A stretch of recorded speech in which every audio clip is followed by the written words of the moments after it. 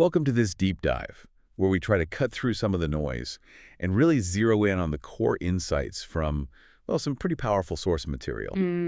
Today, we're undertaking a really in-depth exploration of Psalm 81, and this is a psalm that, for me, it just captures one of the greatest tensions in how we understand the divine. It really does. It starts with this thunderous, almost mandatory call for just exuberant public worship. But then it pivots. Oh, it hits hard. And it reveals this quiet, almost sorrowful longing from God's own heart for his people. And that tension you're talking about, that space between the divine command and that compassionate longing, that is exactly the journey this composition takes us on. Right. This psalm, it's attributed to Asaph, and it's for the chief musician with the notation gittith, which suggests a very specific musical context. Gittith, what does that mean exactly? Well, it likely refers to either a specific tune they all knew or maybe a six-stringed instrument. The point is, this wasn't just something to be read quietly. It was meant to be a highly structured, skillful performance. That's performance. Yeah. And so our mission today is to really carefully extract the knowledge needed to understand the seriousness of disobedience, but also, and this is so crucial, to also appreciate the tenderness, the deep desire in the divine heart. Yeah, and for this, we're relying completely on the really rigorous, careful analysis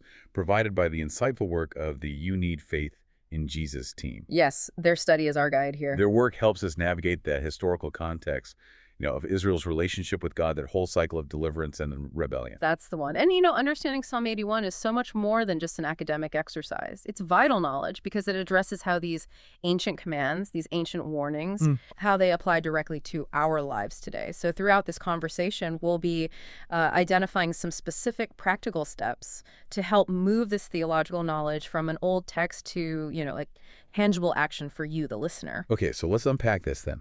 We have to start where the psalm starts. Yeah. And that's with power. The opening isn't a gentle invitation at all. Not at all. They have a forceful mandate for celebration. So we're entering section 1, the call to joyful worship and intentional remembrance, covering verses 1 through 5. And the emphasis is just immediate. Be loud. Loud and clear. The opening lines are, they're all action. Verse 1 doesn't suggest, it commands engagement. It says, sing aloud unto God our strength. Make a joyful noise unto the God of Jacob. That's Psalm 81, verse 1 from the King James Version. And I find this requirement for volume to sing aloud, to make a joyful noise, it's immediately challenging to how we often think about worship. We often prioritize quiet, internal reverence. That's a critical cultural insight right there. This command is for a required, communal, and a highly enthusiastic expression. And notice the object of the praise. God our strength. Exactly. That's the theological anchor for the whole thing. Yeah. The worshiper isn't trying to pull strength out of themselves to praise God. Right. They're not manufacturing it. No. They're acknowledging that the very capacity for passion, the energy they bring, even the ability to make a joyful noise, it all flows directly from the power that sustains them. So if you feel weak, you're commanded to praise the very source of strength. And what about that specific term, joyful noise? It suggests something deliberately outward, maybe even a little untamed, unreserved. I think so. It really challenges that idea that sincerity has to be quiet. And the analysis from the team we're referencing, the UNFIJ in Jesus team, they point out that this is an overwhelming, expressive outburst of praise that was, commanded by God. And it connects their act of worship directly to their identity. When it says to praise the God of Jacob, it's grounding the whole act in that historical covenant. It's personal. It's very personal. This isn't praise to some, abstract universal force. It is for the specific God who wrestled with Jacob, who renamed him Israel, and who historically proved his relentless faithfulness to his descendants over and over. So the worship has to be rooted in that concrete history of fidelity. It has to be. It's clear that high volume, genuine enthusiasm is, it's required. But then verse 2 immediately brings some structure to all that enthusiasm. It's not just random noise. Precisely. It's organized artistry. Verse 2 gives us the instrumentation, the methodology. It says, take a psalm and bring hither the timbrel, the pleasant harp with the psaltery. And that's Psalm 81, verse 2 in the KJV. A psalm? So a pre-written song? A prepared song of praise, yes. This shows that God demands and is worthy of skillful, sophisticated offerings. The act of worship is organized, it's structured, it's musical, involving all these specific prepared elements. And it sounds like a full worship ensemble, Yeah. something that requires real knowledge and training. You've got the timbrel, which is that rhythmic, percussive element like a tambourine driving the beat. Both the rhythm section. And then you have the harp and the psaltery. Those are the stringed instruments providing all the melody and the harmony. And this is a really deep insight for us today. God is worthy of our creative and skillful vessel. It's a call to, you might say, vocational excellence, but within the realm of faith. It's not just about what's in your heart. Exactly. It's not just about the intent of the heart. It's about the effort of the hand. The research from the You Need Faith in Jesus team reminds us that this high engagement with skill and creativity is a consistent expectation.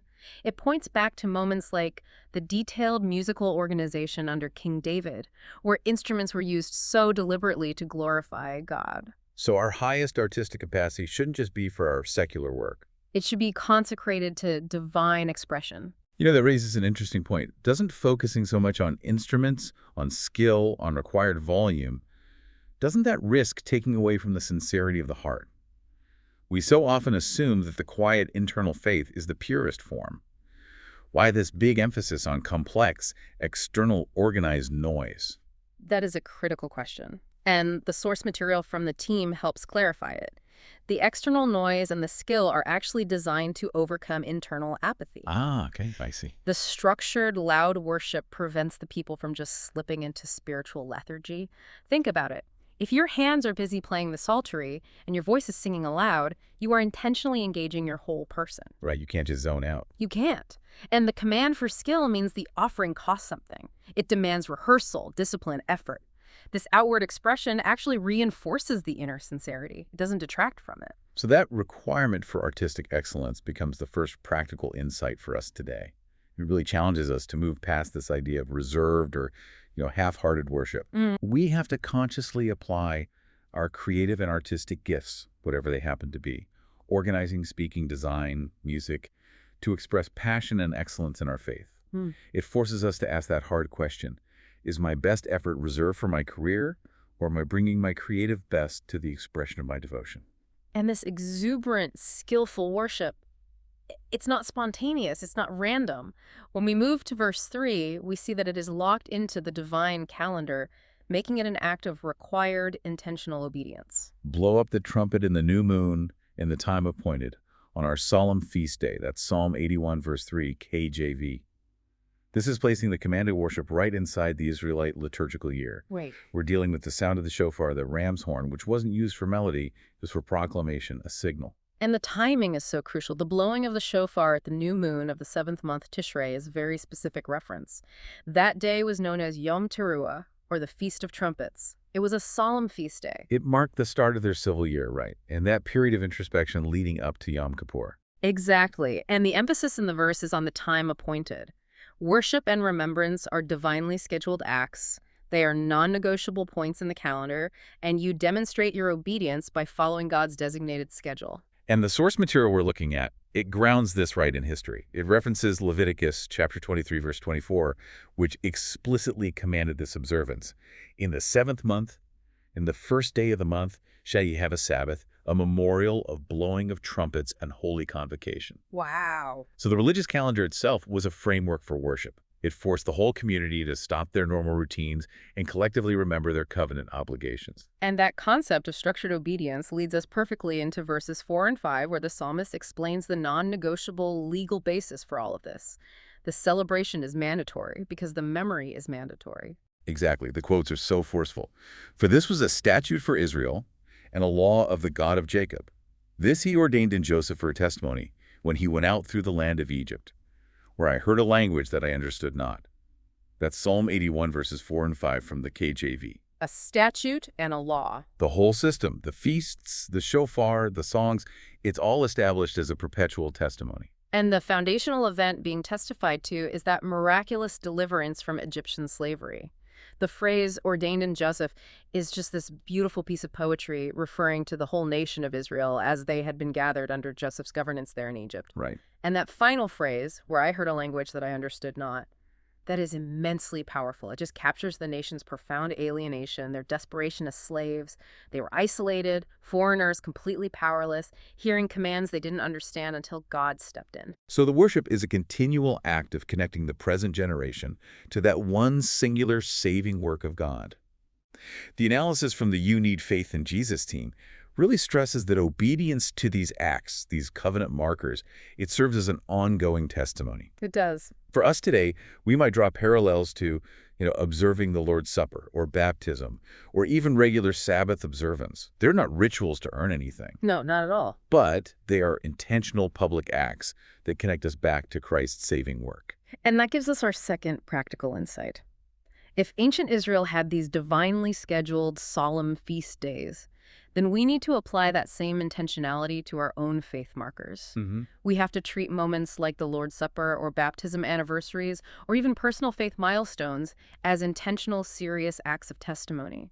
We have to consciously stop our routines and remember the deliverance that has been worked in our own lives, just as Israel was compelled to remember their deliverance from Egypt. Right. The historical understanding provided by the research we're using shows that this structured foundation is absolutely necessary to appreciate the ongoing covenant. And that structural foundation of remembrance is not just history. It builds the platform for the immense conversation that's about to happen next. Because now the dialogue shifts. It shifts from the psalmist commanding the people to the divine voice addressing them directly. This is a dramatic rhetorical shift in the psalm. It signals a real increase in gravity. Starting in verse 6, God himself begins to speak. He reflects on his mighty deeds and then on the immediate flawed human reaction. It's a truly intimate moment of, you could almost call it divine autobiography. He starts with this loving reminder of his provision. I removed his shoulder from the burden. His hands were delivered from the pots. Thou calledst in trouble, and I delivered thee. I answered thee in the secret place of thunder. I proved thee at the waters of Meribah. And that's Psalm 81, verses 6 and 7, KJV. He recounts these specific, tangible acts of deliverance, and he focuses on the pain they endured. The imagery there is just incredibly visceral for people who were recently freed from forced labor. Removing the burden from their shoulder, that's the yoke of slavery, the heavy taskmaster. Yes. And the deliverance of their hands from the pots is such a poignant detail. It's referring to that filthy, back-breaking drudgery of making bricks' hands burned, raw from handling the clay and the straw in the kilns. God is emphasizing that he freed them not just as a nation, but physically, from the grime and the exhaustion of slave labor. He delivered them when they were absolutely broken, and the nature of his response was magnificent. He answered their cry from the secret place of thunder. Wow. I mean, that is an undeniable reference to the theophany of Mount Sinai. God didn't just provide some water or food. He revealed himself in terrifying power, surrounded by smoke and thunder, giving them the law that would order their freedom. It was a demonstration of absolute majesty and commitment. And the weight of that deliverance makes the second part of that narrative in verse 7 so disheartening. I proved thee at the waters of Meribah. God reminds them that immediately following this awesome display of power and deliverance, they failed the test. Meribah. It literally means contention or quarrel, right? Yes, and it marks that moment in the wilderness when they doubted God's presence and his provision. We should spend a moment on Meribah because its inclusion here is so crucial. As it's detailed in Exodus 17, verse 7, the people were tested by thirst, a really basic need. And rather than relying on the God who just split the sea for them, who had rained bread from the sky, You'd think they would have learned. you would. But they actively tempted the Lord, questioning his very presence among them. This was a profound betrayal. It just minimized the majesty of Sinai and the miracle of the Exodus. And the psychological failure at Meribah is really key. They were delivered from Pharaoh, a tangible human threat, but they immediately tripped up on their trust in an invisible God to provide for their daily needs. God's track record, his history of performance, it was perfect. Perfect. But their immediate memory, their trust in the present moment, was tragically short. The failure rests entirely with them, not with him. And this realization, the perfect God versus the flawed people, it's so fundamental to the Psalm's message that the psalmist inserts the word Selah. And I think we need to give this pause the weight it demands, especially since it's placed right after the mention of Meribah. Absolutely. Selah is generally understood as a a musical or liturgical marker, maybe a change in musical intensity, or an instruction for the priests to lift their voices. But here, theologically, it's an explicit instruction to the listener. It's a command to pause. It is. Stop the music, stop reading, and deeply consider the statement that just came before. The sequence Damon's reflection. God performed miracles in verse 6. God gave his law from the thunder in verse 7a, but they repaid him with doubt and contention in 7b. So the Selah forces us to internalize that contrast. It asks us, the audience, do you realize the magnitude of the deliverance you've received and the magnitude of your own failure? Yes. It acts as an instruction for immediate internal self-judgment and repentance. Before God even delivers his command, he makes you reflect on why that command is necessary. If we just skip over the Selah, we lose the weight of God's appeal that follows. It's a moment of required humility. And that leads us right to our third practical insight, which is taking a Selah moment in our own lives. We have to pause and honestly audit our history with God. Contrast the specific burdens lifted, those pots and burdens in your own life, with your most recent moments of doubt or grumbling or trying to seek control instead of provision. And that reflection, it should lead us past rationalization and into genuine humility, preparing us for the command that's about to come. And having established his authority through his historical actions, God now issues his core command. And it's framed as this heartfelt appeal in verse 8. Hear, O my people, and I will testify unto thee, O Israel, if thou wilt hearken unto me. There shall no strange God be in thee, neither shalt thou worship any strange God. And that's Psalm 81, verses 8 and 9 from the King James Version. The appeal is rooted in such intimacy, O my people, but the command is absolute. Their devotion has to be complete and singular. And the insistence that there shall no strange God be in thee suggests that the prohibition against the external worship of idols, which comes next, it all begins with internal loyalty. It has to. And this command is entirely based on the foundation he just laid, his identity and his redemptive work. He testifies, I am the Lord thy God, which brought thee out of the land of Egypt. It's the first commandment. It is the ultimate expression of the first commandment, which this psalm is directly echoing from Exodus chapter 20, verses 2 and 3. So their loyalty isn't just being requested as a sign of, affection. It's required. It's the logical, moral, and historical consequence of acknowledging the one who delivered them from literal bondage. Their devotion has to be earned. And he earned it by saving them. The analysis we're drawing from the You Need Faith in Jesus team, it also highlights the cultural context here. A strange God wasn't just a physical statue. Right. It represented foreign systems of assurance. You had Baal, representing fertility and economic certainty. Ashtoreth, representing pleasure and natural power. God is requiring them to forsake all those systems of false assurance and rely exclusively on the one true source of life. Anything they rely on instead of him becomes a functional idol. If God had stopped after that command for exclusive loyalty, the message would still be severe. But he follows this strict requirement with what is maybe the most stunning promise of provision in the entire psalm. Verse 10. It is an incredible invitation to expectant faith.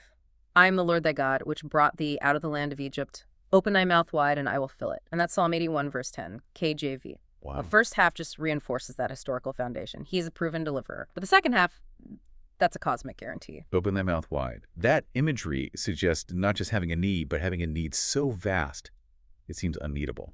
It's an invitation to come with the largest, most audacious expectations for provision, not just for survival.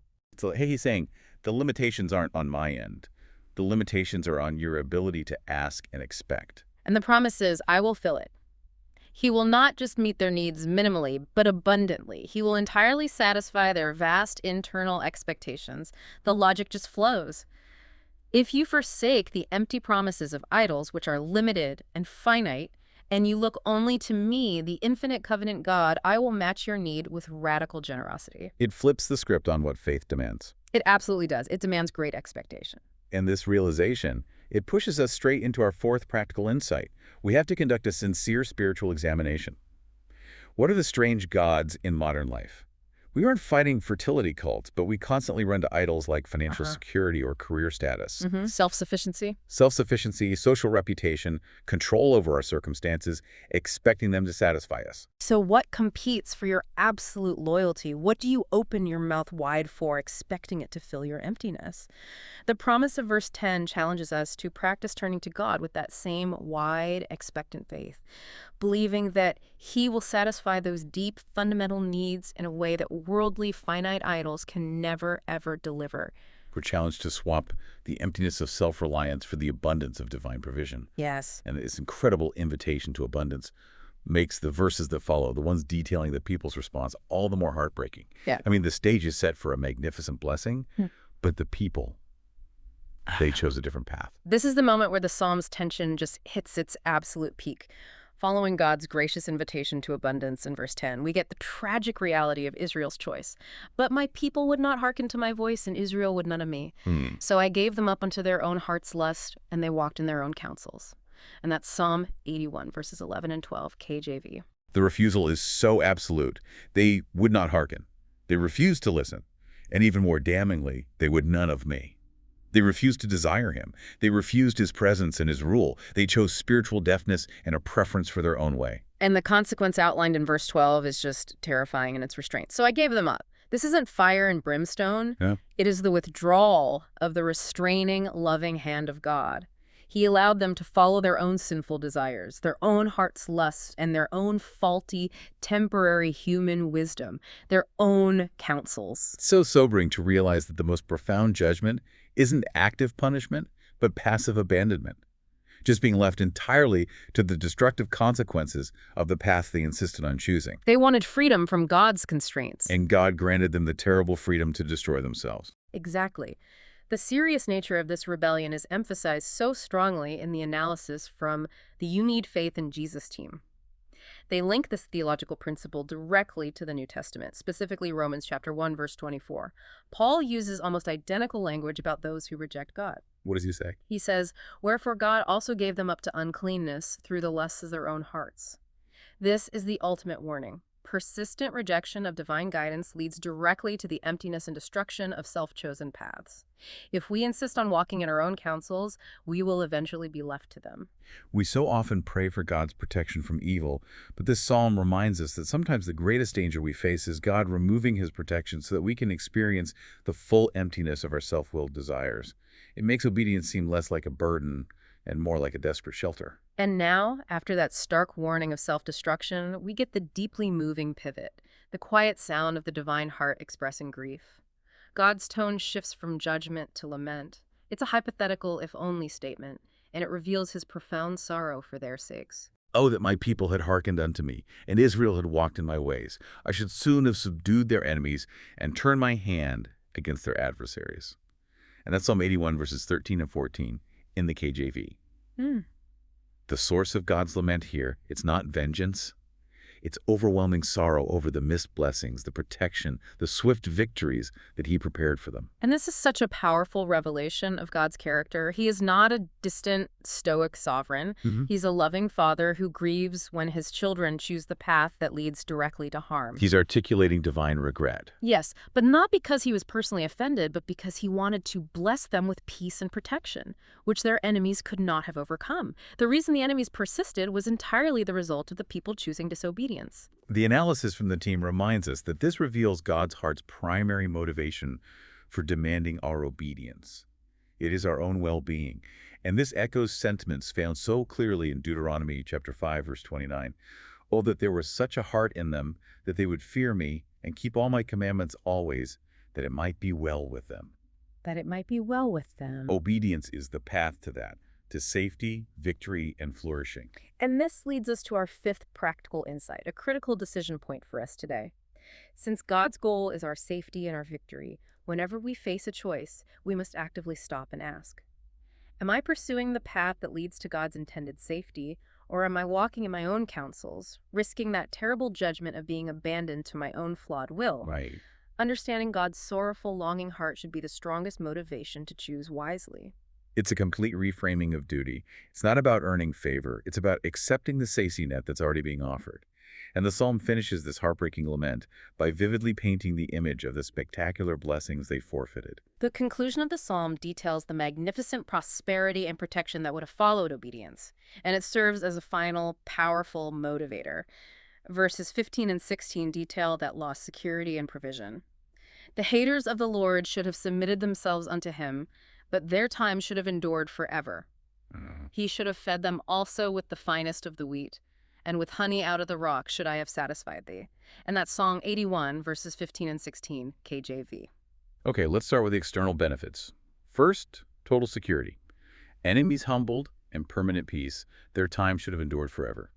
Stability, safety, the submission of opposition, it was all contingent on their loyalty. They literally forfeited political and military supremacy. And then look at the extraordinary quality of the provision. God doesn't just offer bare sustenance. He offers the finest of the wheat. This means the best possible harvest, the highest grade of flour, the ultimate quality of sustenance available in that land. This speaks not just to quantity, but to the luxurious abundance that comes with divine provision. But the centerpiece of this concluding section, the image that just captures the essence of supernatural satisfaction, is that promise that with honey out of the rock should I have satisfied thee. This is fulfillment drawn from the most barren, unlikely, and humanly impossible circumstances. We have to pause on this image. A rock is the ultimate symbol of barrenness, of harshness, of lack of life. By all earthly metrics, a rock yields nothing.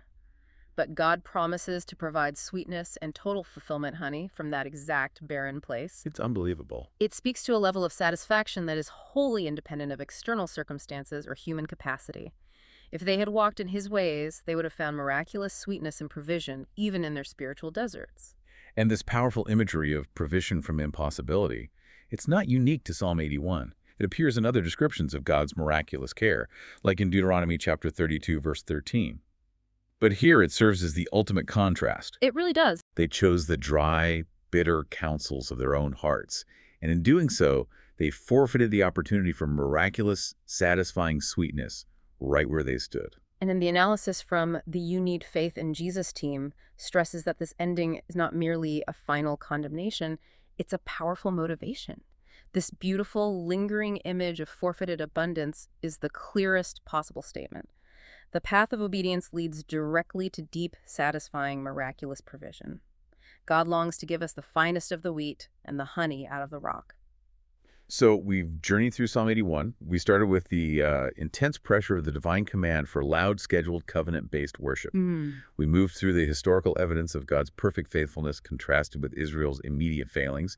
And we've concluded with the heartbreaking sound of God's wishing for his people to receive blessings they actively chose to forego.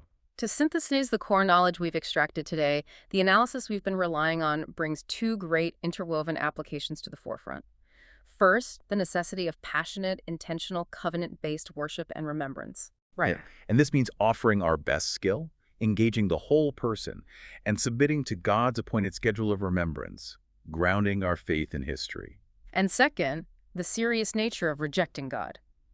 This rejection carries that frightening judgment of being given up to our own destructive desires and counsels. Yes, but that severity is entirely tempered by the moving revelation that he longs for our return and wants desperately to give us the deepest, most supernatural satisfaction, the finest of the wheat and the impossible honey out of the rock. It's a psalm that balances this fierce divine expectation with profound, tender love. It really is. It reminds us that our obedience is not for his benefit, but for our enduring peace, our satisfaction, and our victory. And we are, as always, so grateful for the profound depth and clarity of understanding provided by the You Need Faith in Jesus team in unlocking the intimacy and the structured power of this ancient text.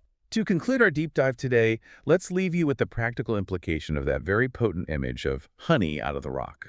If God's longing for us is so great that he only holds back blessings when we actively choose self-destruction and our own counsels, then consider this. What single, seemingly barren, challenging, or frustrating area of your life, the rock in your current existence, what area could become a source of supernatural sweetness, satisfaction, and provision if you simply ceased walking in your own counsels in that area and consciously submitted to his known commands today? This knowledge of God's expectant generosity is now yours, ripe for immediate and courageous application.